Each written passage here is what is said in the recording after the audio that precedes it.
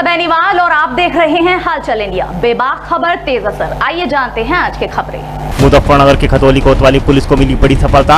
अवैध शस्त्र फैक्ट्री का खुलासा करते हुए एक अभियुक्त को दबोचा। मुजफ्फरनगर के जानसठ कोतवाली क्षेत्र के गांव भलवा में भाजपा बूथ अध्यक्ष ने किया पलायन का प्रयास। पुलिस और एसडीएम ने समझा बुझाकर किया शांत। मुजफ्फरनगर के एसपी देहात अतुल श्रीवास्तव ने किया मीरापुर थाने का अर्धवार्षिक निरीक्षण। मिली खामियों को सुधारने के दिए निर्देश। शामली में देर रात विद्युत ट्रांसफार्मर में लगी आग। अग्निशमन विभाग ने भारी मशक्कत के बाद आग पर पाया काबू। मुजफ्फरनगर के नई मंडी में भाजपा द्वारा वोटर कैंप का किया गया आयोजन। 18 वर्ष की आयु पूर्ण कर चुके युवाओं के बनवाए गए वोट। मुजफ्फरनगर के आदर्श कॉलोनी लिंक रोड स्थित माउंट लेटरा में कोरोना वैक्सीनेशन कैंप का किया गया आयोजन। मुजफ्फरनगर के सपा कार्यालय पर पिछड़ा वर्ग प्रकोष्ठ की बैठक का हुआ आयोजन। राष्ट्रीय सचिव रमेश प्रजापति ने किया संबोधित। और अब खबरें विस्तार से। मुजफ्फरनगर की खतौली पुलिस को बड़ी कामयाबी हाथ लगी है, जहां पुलिस ने मुखबिर की सूचना पर तमंचा फैक्ट्री का भंडाफोड़ करते हुए एक अभियुक्त को गिरफ्तार कर लिया।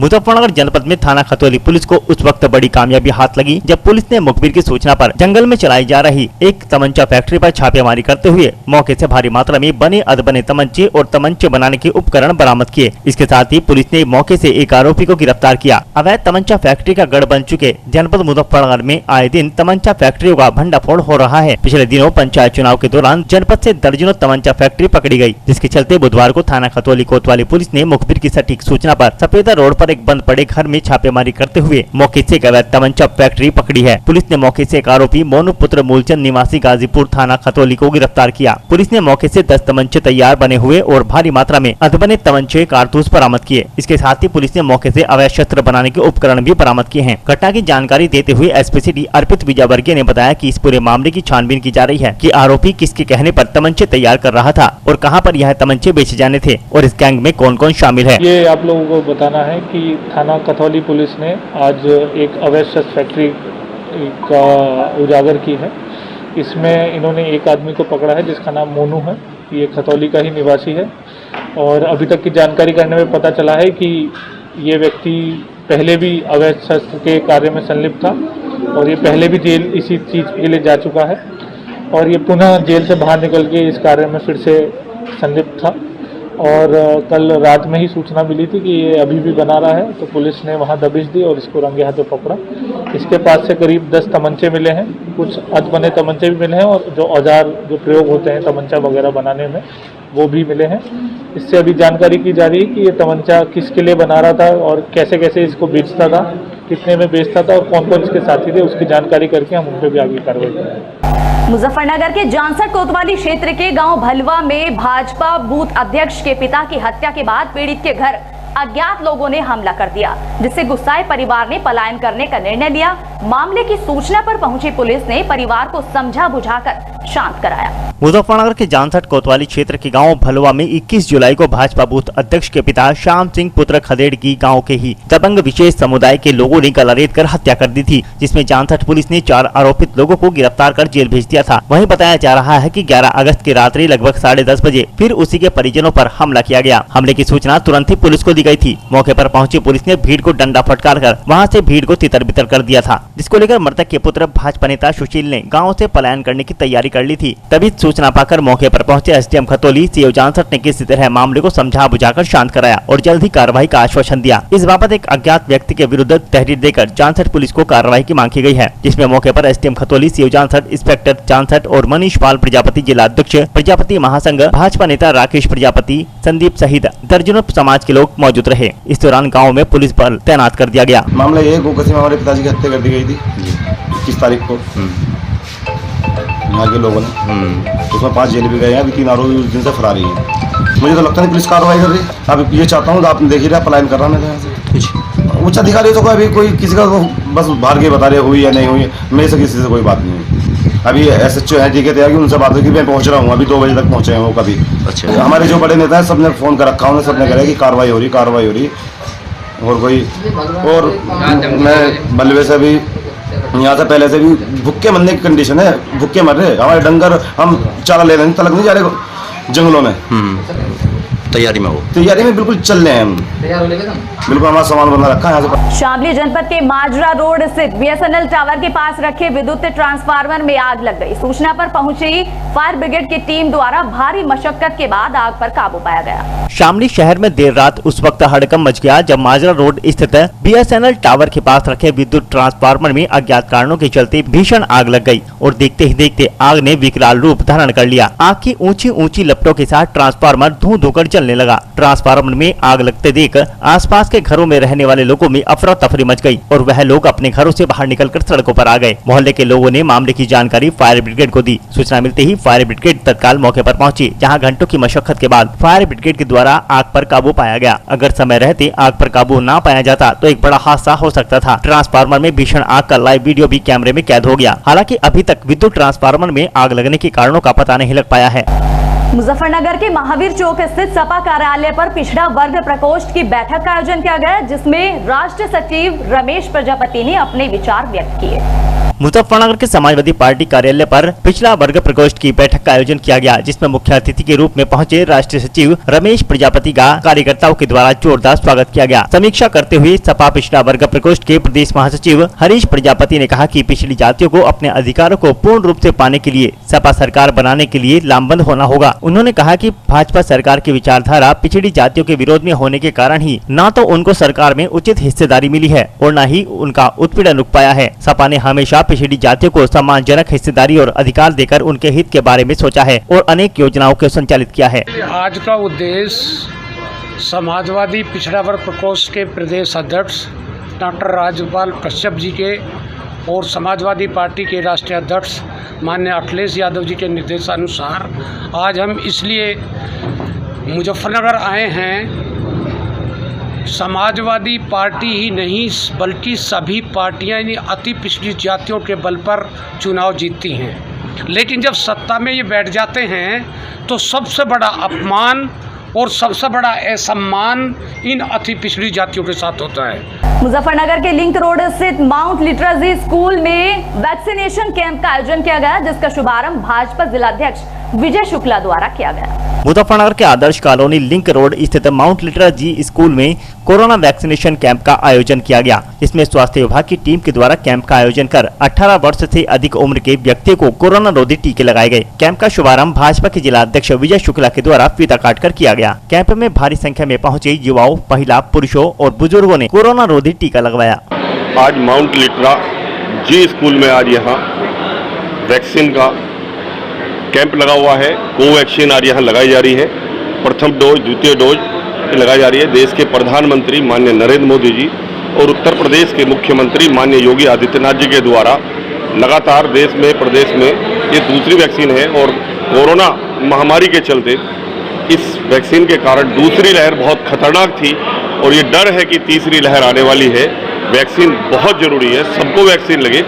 इसके लगातार भारतीय जनता पार्टी के युवा मोर्चा, भारतीय जनता पार्टी के महिला मोर्चा, भारतीय जनता पार्टी के कार्यकर्ता डोर टू डोर संपर्क करके सबको वैक्सीन लगे और इस वैक्सीन के लगने से ही हम बचेंगे, इसलिए सबको वैक्सीन लगने के लिए जागरूक भी किया जा रहा है। मुजफ्फरनगर के नई मंडी में भाजपा द्वारा वोटर कैंप का आयोजन किया गया, जिसका शुभारंभ भाजपा जिलाध्यक्ष विजय शुक्ला द्वारा किया गया। कैंप में 18 वर्ष की आयु पूर्ण कर चुके युवाओं के वोट बनाए गए।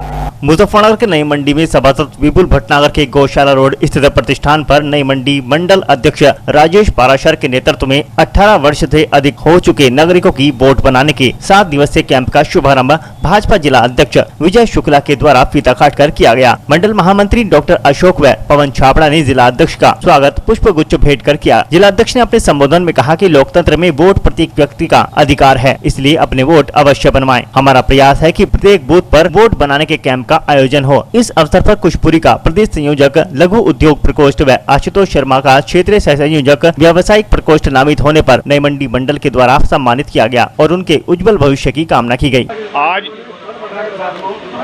विपुल भटनागर के प्रतिष्ठान पर नई मंडी मंडल के अध्यक्ष राजेश पाराशर जी, जिले के सम्मानित पदाधिकारी,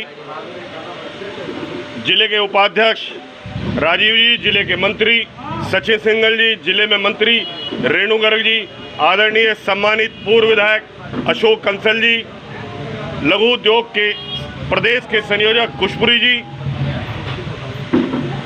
क्षेत्रीय सह संयोजक आशुतोष शर्मा जी, पंकज महेश्वरी जी, महामंत्री मंडल के अशोक गर्ग जी, महामंत्री पवन छावड़ा जी, सभासद दल के नेता प्रेमी छावड़ा जी, युवा मोर्चा के नवनीत गुप्ता जी, उपस्थित यहाँ सम्मानित बसवेश्वर दयाल जी, श्यामू दादा जी, विजय प्रजापति जी, बसवेश्वर दयाल जी, यहाँ राजीव गर्ग जी, लगातार 12 अगस्त से अब एक सप्ताह यहाँ वोट बनने का अभियान चल रहा है। जिनकी 18 वर्ष की आयु पूरी हो गई है, उनका आधार कार्ड, उनका पहचान पत्र, उनके 2 फोटो, उनके परिवार का एक, जिनकी वोट बनी हुई है उनकी एक फोटो कॉपी लगाकर फार्म भर के ये फार्म भरे जा रहे हैं और वोट बनवाई जा रही है। मुजफ्फरनगर के मीरापुर थाने का एसपी देहात अतुल श्रीवास्तव द्वारा अर्धवार्षिक निरीक्षण किया गया। इस दौरान मिली खामियों को दुरुस्त करने के निर्देश दिए गए। मुजफ्फरनगर के एसपी देहात अतुल श्रीवास्तव ने मीरापुर थाने का अर्धवार्षिक मुआयना किया। सबसे पहले एसपी देहात को थाने में गार्ड ऑफ ऑनर दिया गया। उसके बाद थाने में व्यवस्थाओं का एसपी देहात अतुल श्रीवास्तव ने जायजा लेते हुए व्यवस्थाओं को चाक चौबंद करने के निर्देश दिए। एसपी देहात अतुल श्रीवास्तव ने मीरापुर थाने में मालखाना, कार्यालय, शस्त्र, आपदा उपकरणों, अभिलेखों, CCTNS, भोजनालय, बैरको, हवालात आदि का निरीक्षण किया। उन्होंने थानों में हिस्ट्री शीटों के संबंध में जानकारी प्राप्त की। थाना परिसर की साफ सफाई के साथ साथ भोजनालय, बैरक आदि में नियमित रूप से स्वच्छता का विशेष ध्यान रखने के निर्देश दिए। वहीं कोरोना से बचाव के लिए स्वच्छता को बहुत जरूरी बताया। इस दौरान एसपी देहात ने आपदा उपकरणों को हमेशा तैयार रखते हुए व्यवस्थाएं दुरुस्त रखने की बात कही। वहीं इंस्पेक्टर मीरापुर ज्ञानेश्वर बोध ने भी समस्याओं के शीघ्र निस्तारण का आश्वासन दिया। इस मौके पर इंस्पेक्टर मीरापुर ज्ञानेश्वर बोध, कस्बा इंचार्ज रविंद्र सिंह यादव, SI इंतजार त्यागी, SI Yunus Khan, SI Jitendra Singh, SI Rajkumar Singh और अन्य पुलिस स्टाफ मौजूद रहा। देखिए, आज थाना मीरापुर का वार्षिक निरीक्षण किया गया है और जो भी कमियां पाई जा रही हैं उनके सुधार के लिए बताया जा रहा है। क्योंकि थाने की बिल्डिंग पुरानी है और नया निर्माण कार्य चल रहा है, इसलिए और भी सुधार आने वाले दिनों में देखा जाएगा। जो अभिलेख हैं उनका निरीक्षण किया जाएगा और अभिलेखों में जो भी त्रुटियाँ पाई जाएंगी उनको सुधार कराया जाएगा और किया जाएगा।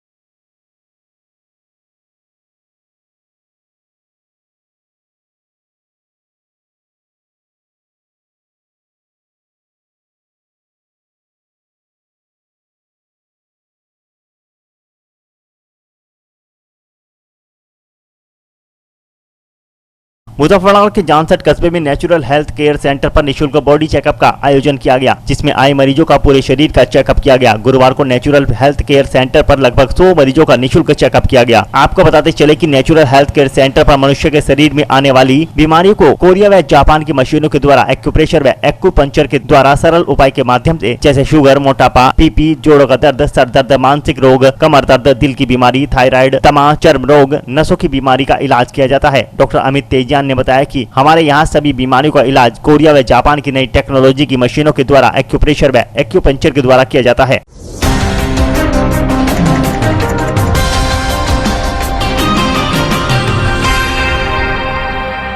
गुरुवार को भारतीय किसान यूनियन तोमर के राष्ट्रीय अध्यक्ष चौधरी संजीव तोमर के नेतृत्व में किसानों की समस्याओं को लेकर जानसठ थाने के समीप हाईवे पर जाम लगाया गया तथा उसके उपरांत किसानों की समस्या तथा तहसील ब्लॉक में भारी पैमाने पर हो रही भ्रष्टाचारी के विरोध में जानसठ तहसील परिसर में धरना प्रदर्शन किया गया तथा वहीं 13 सूत्रीय मांगों को लेकर एक ज्ञापन प्रदेश के मुख्यमंत्री व DGP पुलिस के नाम जानसठ SDM को सौंपा गया तथा ज्ञापन सौंपते हुए ब्लॉक अध्यक्ष समर सिंह चौधरी ने बताया कि प्रदेश सरकार 3 काले कानून वापस ले, गन्ने का भाव 450 रुपए प्रति कुंतल किया जाए और किसानों का गन्ना बकाया का भुगतान मैं ब्याज जल्द से जल्द कराया जाए। ऐसा है, यहाँ भ्रष्टाचार, महंगाई और भ्रष्टाचार की अनहोनी बिल्कुल।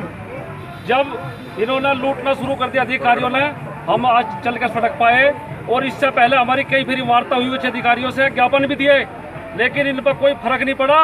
आज पूरे किसान दल बल के साथ यहाँ आए और हाईवे जाम होगा आज यहाँ से अगर हमारी सुनवाई ना हुई। आपकी क्या क्या मांग है? हमारी मांग है, एक तो जो इनके हाथ की वे हमने इन्हें ज्ञापन दे रखा और जो सरकार की माना बता रहा भाई, सबसे पहले तो डीजल और पेट्रोल पे इतने भारी दाम बढ़ रहे जो आम जनता की पहुंच से बाहर मामला हो रहा। बिजली के इतने दाम बढ़ रहे आम जनता की पहुंच से बाहर मामला। 2-2 3-3 हजार रुपए के बिल आ रहे और गैस के दामों में भारी वृद्धि हो रही और गन्ने का मूल्य का जो भुगतान है वो पूरा हो, गन्ने का मूल्य वृद्धि में वृद्धि हो इसकी, लेकिन यहाँ कोई कार्य ऐसा नहीं हो रहा। महंगाई और थाना और तहसील का भ्रष्टाचार चरम सीमा पहुंच गया और आज आर पार की लड़ाई होगी प्रशासन से। यहाँ ब्लॉक में क्या भ्रष्टाचारी चल रही है? ब्लॉक में भ्रष्टाचारी चल रही। इस ब्लॉक में हमने पहले भी ज्ञापन दिया जब से प्रधानों का चार्ज खत्म हुआ 30 तारीख से, और जब तक चार्ज मिला उसके बीच में 5 करोड़ का घोटाला। हम आज एक पॉइंट पेन से वार्ता होगी हमारी। अगर ये घोटाला ना खुलेगा, ये भेड़िया जेल ना गया तो आज यह निश्चितकालीन धरना ब्लॉक में भी गिरेगा।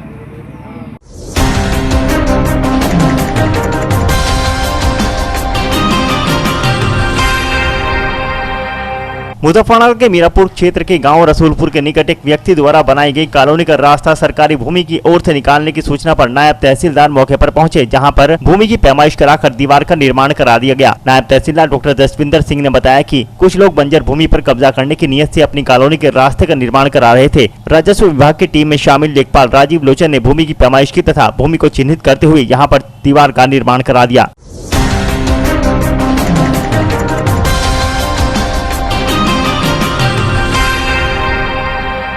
गुरुवार के दोपहर गृह कलेश के चलते एक युवती ने संभलहेड़ा गंग नहर पुल से नहर में छलांग लगा दी और अपनी जान दे दी। पुलिस ने युवती के शव को पोस्टमार्टम के लिए भेज दिया। मामला मीरापुर थाना क्षेत्र का है, जहां पर संभलहेड़ा निवासी युवती शाहीन पुत्री अयूब का गुरुवार को अपने परिजनों से किसी बात को लेकर विवाद हो गया। इस दौरान गृह कलेश के चलते युवती संभलहेड़ा गंग नहर पुल पर पहुंची तथा यहां से गंग नहर में छलांग लगा दी। मार्ग से गुजर रहे लोगों ने शोर मचाया तथा युवती को बचाने के लिए गंग नहर में कूद पड़े, जहां पर कड़ी मशक्कत कर उसे बाहर निकाला गया। इसकी सूचना चौकी प्रभारी जितेंद्र सिंह को दी गई, जिस पर चौकी प्रभारी पुलिस बल के साथ मौके पर पहुंच गए। पुलिस युवती को जांसर सीएचसी पर लेकर पहुंची तो चिकित्सकों ने उसे मृत घोषित कर दिया। युवती की मौत से परिजनों का रो रो कर बुरा हाल है।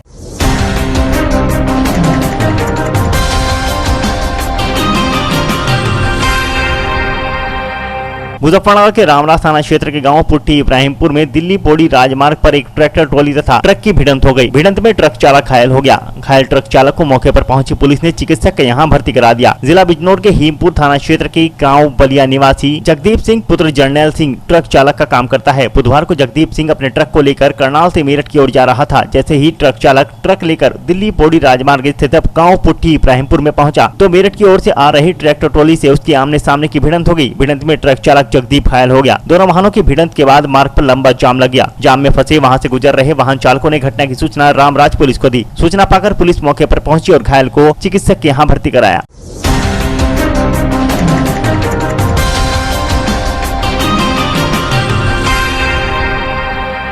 शामली के कैराना क्षेत्र के गांव खुरगान में 2 अर्ध गंजा युवकों का वीडियो वायरल हो रहा है। दावा किया जा रहा है कि दोनों युवक नशीली वस्तु खरीदने के चक्कर में गांव में आए थे, जिन्हें ग्रामीणों ने बंधक बना लिया और बाद में दोनों को अर्ध गंजा कर सजा दी गई, जिसका वीडियो सोशल मीडिया पर वायरल हुआ है। वायरल वीडियो गाँव ईसोपुर खुरगान का बताया जा रहा है, जिसमें 2 युवकों के सर अर्ध गंजे नजर आ रहे हैं। आरोप है कि दोनों युवक गाँव में नशीली वस्तु खरीदने के चक्कर में आए थे, जिन्हें ग्रामीणों ने पकड़ लिया और उन्हें अर्ध गंजा कर दिया, जिसके बाद दोनों युवकों को बाइक पर बैठाकर गाँव में घुमाया गया। ग्रामीणों का यह गुस्सा नशीले पदार्थ के सेवन के विरुद्ध फूटा है। हालांकि इस मामले में अधिकारियों का कहना है कि मामला संज्ञान में आने पर जांच की जाएगी और वैधानिक कार्रवाई भी की जाएगी।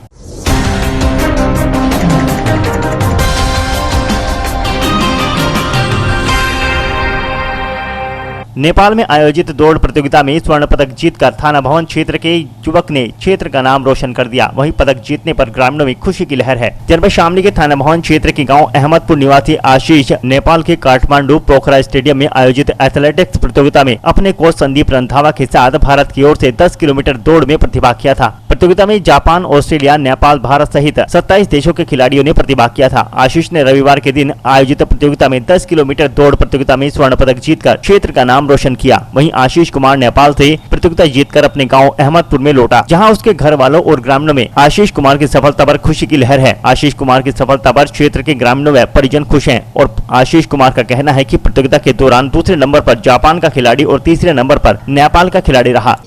मैं बहुत खुश हूँ जब मुझे पता लगा कि मैं ससुराल से आई कि मेरा भाई गोल्ड मेडल जीत के लाया, तो मैं बहुत खुश हूँ उसके लिए। बचपन से शौक था कि हमारा भाई कहीं कामयाब हो जा, अच्छे से अच्छे पोस्ट पे चले जा। BA second year. हम इस बात से बहुत खुश हैं। मम्मी जी 28 नवंबर में छत से गिर गई थी, मैं एक्सपायर हो गई थी। 3 बहन भाई। हम अपने भाई के लिए चाहते हैं कि आगे भी हमारा भाई कामयाबी लावे, कि सब परिवार खुश रहे। मैं बहुत खुश हूँ और आशा करता हूँ कि आगे भी भविष्य में खेले और जीत के लाए। शुरू से ही रेस का शौक था जी, बचपन से ही हमने रोका भी, लेकिन ये रुका नहीं। फिर हमने स्पोर्ट रेस पे ध्यान दे दिया इस पर, और इसने BA के पेपर भी छोड़ दिए। 10 तारीख को आज ही है ये तो जी। पहले सहारनपुर खेला जी, फिर शामली जिले पे खेला, वहाँ से पहले नंबर पे आ गया। फिर इलाहाबाद गया, वहाँ से पहले नंबर पे आ गया।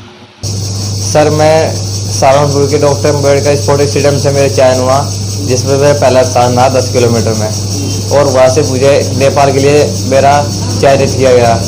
वहाँ पे मेरा पोखर stadium summer sport international golden cup 2021 में मेरा पार्टिसिपेट किया मैंने। वहाँ पे 27 कंट्री के बच्चे आ रहे थे। पहला स्थान मेरा भारत की तरफ से आशीष कुमार, जो कि 10 किलोमीटर पे टाइमिंग 32.9 सेकेंड, और दूसरा स्थान जापान के लड़के का रहा, और तीसरा स्थान नेपाल के लड़के का रहा। सर ये 5 तारीख से 10 तारीख के बीच में चल रही थी। हमारा तो 9 तारीख को नंबर आया उसमें, वो मैंने अपने स्पोर्ट स्टेडियम में वहाँ पे जमा कर दी सहारनपुर में। सर ये मुझे बचपन से शौक है, और मैं बचपन से रनिंग में अपना महत्व रखता हूँ। अभी हाल ही में मेरे BA के पेपर भी थे, और मैंने उसको पेपर को छोड़कर अपने गेम को महत्व दिया।